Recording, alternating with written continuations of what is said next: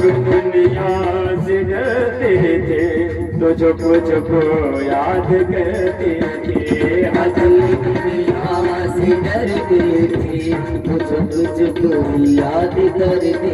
कहा कि जब हमें इस दुनिया से डर लगता था तो हम छुप छुप के याद किया करते भगवान। और डर कब लगता है? अभी यहाँ पर हम इतने लोग बैठे, अगर अकेले चंदन लगाकर घर से आप निकले तो आपके ही पड़ोसी कहते हैं कि देखो कितना बड़ा भगत बना जा रहा है। लेकिन उन्हें ये मालूम नहीं है कि सूना मस्तक है। हमारे हिंदू सनातन धर्म में यदि मस्तक सूना है तो उसे चांडाल के समान कहा जाता है। प्यारे, जो इस व्यक्ति का मस्तक सूना हो उसका आप सुबह मुख देखने तो दिल खराब हो जाता है, ये मानना है। लेकिन आजकल तो अगर कोई चंदन लगाए भी क्या ढोंगी सुबह सुबह सामने आ गया है ना। ये जब दुनिया से डरते थे तो छुप छुप याद करते थे। दुनिया से डरते थे छुप छुप याद करते थे और छुप छुप याद करते थे। अब पर्दा उठा बैठे लो, अब पर्दा उठा बैठे जो होगा दिल का जानेगा। उठा बैठे जो होगा दिल का जानेगा।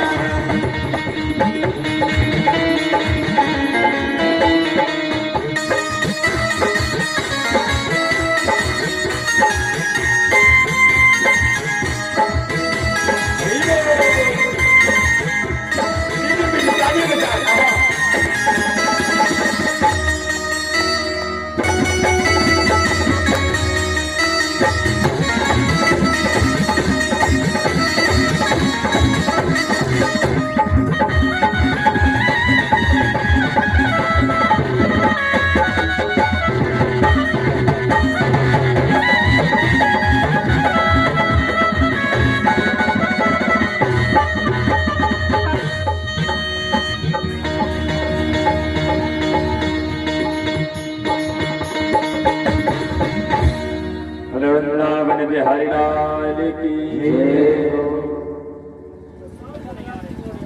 कहा कि जब हमारी जिससे लगन लग जाती है तो हमें दूसरा व्यक्ति नजर नहीं आता। ऐसे ही श्री सुखदेव मांझी महाराज की लगन तो भगवान से लगी हुई है तो पिताजी नजर कैसे आ सकते हैं। जाते हैं एक वट वृक्ष के नीचे जाकर बैठ जाते हैं और भगवान का भजन करने लगते हैं। और इधर देखते हैं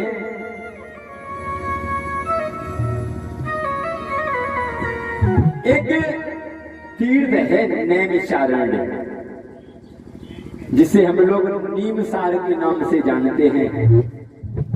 यहाँ पर बहुत सारे लोग होंगे नीमसार गए होंगे।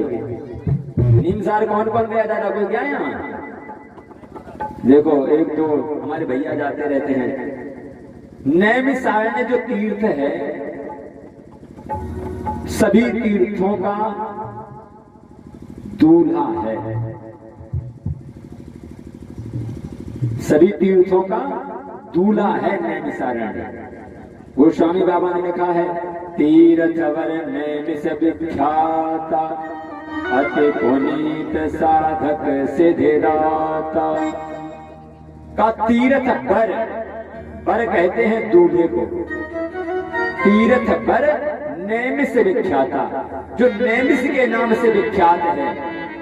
अति पुनीत साधक सिद्धिदाता, विश्व में उससे पावन और पवित्र जगह कोई है ही नहीं। तीर्थों में व्रत जो है वो नैमिष से सबसे पावन पवित्र जगह है, जहां पर 88,000 ऋषि विराजमान होकर भगवान का भजन कर रहे हैं, तपस्या कर रहे हैं और हरि की चर्चा हो रही है। संत समागम हरि कथा। जहां पर संतों की संगत होती है वहीं पर हरि की चर्चा होती है, हरि की कथा होती है। और जहां पर 88,000 ऋषि विराजमान हो वहां पर हरि चर्चा तो होगी ही, क्योंकि संतों के पास तो कोई काम है ही नहीं। ना तो वो ये कहते हैं कि भैया ड्यूटी कैसी चल रही, ना कहते हैं कि खेती कैसी है रही, क्योंकि बाबाओं के पास ना खेती और ना ड्यूटी। वहां तो सिर्फ भगवान का भजन करना है, खाओ पियो मस्त रहो, है ना। हम जैसे बाबाओं क्या करना है, मस्त रहे, मस्ती में आग लगे बस्ती में, हमें क्या लेना देना दुनिया से। भगवान का भजन करो, अपने आनंद लो, और आप भी भजन करेंगे तो एकदम मस्त रहेंगे। भगवान का जो भजन करते हुए सूत जी महाराज, जिनकी उम्र हजारों वर्ष की है, और वहां पर ऐसे ऐसे संत विराजमान हैं जिनकी उम्र लाखों वर्ष की हो चुकी है। ऐसे 88,000 ऋषियों में संत विराजमान थे महाराज। और उन्हीं संतों के बीच में शौनक जी महाराज आते हैं। और शौनक जी महाराज की उम्र कितनी है? मात्र 10 वर्ष की। 10 वर्षाणी आयु का शौनक जी महाराज की आयु 10 वर्ष की है। नैमिषेषु तमासीन मविवाद्य महामत्यम कथामृत रसस्वादः कुशलः शौनको ब्रवीत।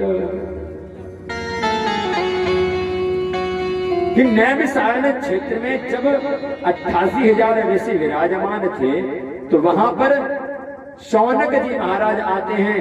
और शौनक जी महाराज को सूत जी महाराज देखते ही अपने आसन को छोड़कर खड़े हो जाते हैं और दंडवत प्रणाम करते हैं। दंडवत प्रणाम का मतलब सुनते हैं महाराज, जिसे प्रणाम की महिमा बहुत है। अपने से बड़े को प्रणाम करने की महिमा बहुत है। कैसे? हम जिसको भी प्रणाम करेंगे, भले वो हमारा दुश्मन क्यों ना हो, हमसे अगर हमने आपके पैर छुए तो आप हमसे ये नहीं कहेंगे कि मर जाओ, खुश रहो। और जब हम सबसे यही प्रणाम करेंगे तो सब कहेंगे खुश रहो, तो किसी न किसी की तो मुख से वाणी ऐसी निकल ही जाएगी जो हम खुश हो जाएंगे। हम कहते हैं आप भले कितने भी पापी क्यों ना हो, नहीं सारे दुनिया में सारे पापी थोड़ी ना है। इस दुनिया में कोई ना कोई तो धर्मात्मा मिल ही जाएगा जिसके कहने से भगवान हमारी सुनेगा। और पहले तो प्रणाम दंडवत किया जाता था, जैसे सूत जी महाराज ने शौनक जी को किया, जबकि शौनक जी महाराज 1000 वर्ष की आयु वाले, सूत जी महाराज 1000 वर्ष की आयु वाले और शौनक जी महाराज 10 वर्ष की आयु के। और उस 10 वर्ष के बच्चे को दंडवत साष्टांग में लेट कर जब प्रणाम किया तो सभी संत मुनि चकित हो गए कि अरे ये कैसे हो सकता है कि चलो छोटे से बालक को, कि जो व्यास मंच पर विराजमान है पूज्य महाराज श्री, वो साष्टांग में लेट कर प्रणाम कर रहे हैं, ऐसा कैसे? कारण कुछ तो होगा। शौनक जी महाराज एकदम हाथ जोड़कर प्रणाम करने लगते हैं कि अरे महाराज आपकी आयु बहुत बड़ी है, आप ऐसा न किया करें, क्योंकि जो घड़ा हमेशा भरा होता है वो फैलता नहीं है। हमारे बड़े बुजुर्ग कहते थे अध जल गगरी छलकत जाए। यदि गगरी में आधा जल भरा हो और उसे सर पर आप रखें तो उसमें जल आधा है ना, तो इतनी हिलेगी आपको पूरा दिखा देगी। और यदि घड़ा पूरा भरा हो तो हिलेगा ही। आराम से चले जाओ, धीरे धीरे मस्त चल। तो वैसे ही यदि आपके पास, आप देखना, अधूरा ज्ञान जिसके पास होता है वो बीच में बहुत बोलता है। कोई भी आप बात करेंगे बीच में तुरंत बोलेगा, क्योंकि अधूरा ज्ञान है। और शौनक जी महाराज ज्ञान से परिपूर्ण हैं, ज्ञान से परिपूर्ण है शौनक जी महाराज। एकदम जैसे ही उस संत ने प्रणाम किया, शौनक जी महाराज तुरंत लेटकर प्रणाम करते कि अरे महाराज आप ऐसा न किया करें, आप हमसे आयु में बहुत बड़े हैं। जब इतनी बात की आप हमसे आयु में बहुत बड़े हैं, तो सूत जी महाराज कहते हैं धन वृद्धा बलवृद्धा आयु वृद्धा तथैव च,